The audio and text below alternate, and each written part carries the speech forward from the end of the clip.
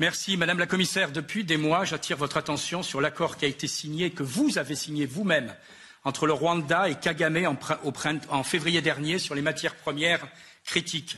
La Commission, d'ailleurs, n'a jamais publié ce texte et peut-être qu'un jour, par transparence, on pourrait avoir ce texte. Vous avez annoncé ce texte comme une garantie de durabilité, de respect des droits humains.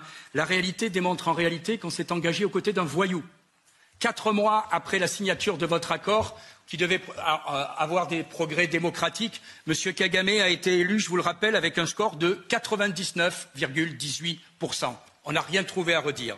On devait avoir, paraît-il, des progrès humains. Depuis, qu'est-ce qui s'est passé? Au contraire, l'ONU, en juillet, a fait un rapport accablant qui dénonce la responsabilité de M. Kagame dans les massacres au Congo, devant lesquels nous ne faisons rien dans la région du Kivu. Enfin, la transparence. C'était un accord où on garantissait la transparence des matières premières qu'on achetait. Une étude internationale, relayée notamment par le journal français Le Monde, l'un des plus sérieux, a noté que tout cela était totalement faux et que les éléments étaient absolument manipulés. Donc ma question est simple. Est-ce que vous êtes fiers de cet accord? Jusqu'à quand on va continuer? Et enfin, quand est-ce qu'on va le publier? Je pense que c'est la moindre des choses pour des parlementaires que de le connaître. Merci, Monsieur le Président.